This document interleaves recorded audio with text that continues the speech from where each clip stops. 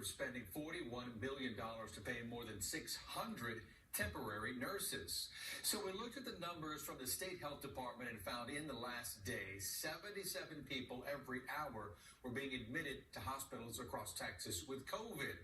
So we wanted to also get a better idea of what the situation is like on the ground. ABC 13 Shelley Childers is live at the Med Center with when the new help arrives. Shelley?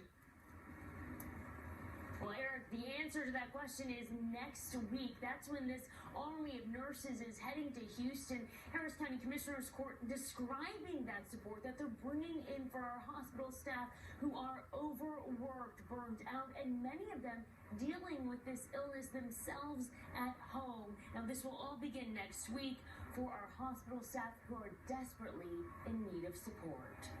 Inside our Houston area hospitals, the issues are glaring. We're all exhausted, and this is like the never-ending game.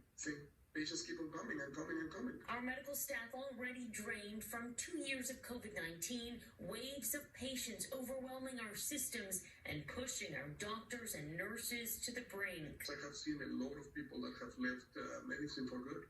And highly contagious Omicron variant now sidelining thousands more. Houston Methodist telling us more than 1,100 employees were out sick with COVID over the last 7 days, which is about 4% of their workforce. Dr. Joseph Verone with United Memorial Medical Center says the Omicron variant is 70 times more contagious than the Delta variant. It's no longer, I'm just going to get in the hospital because I'm working with patients that have COVID.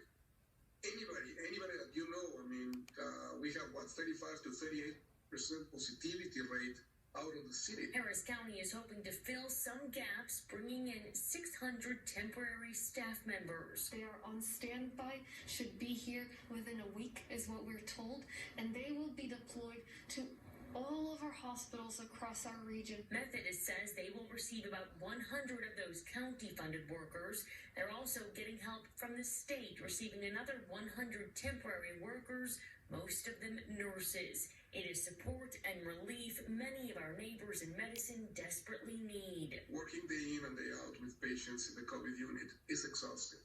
It's emotionally and physically exhausting. During the same meeting today, Harris County commissioners also approved the purchase of up to 100,000 rapid COVID tests.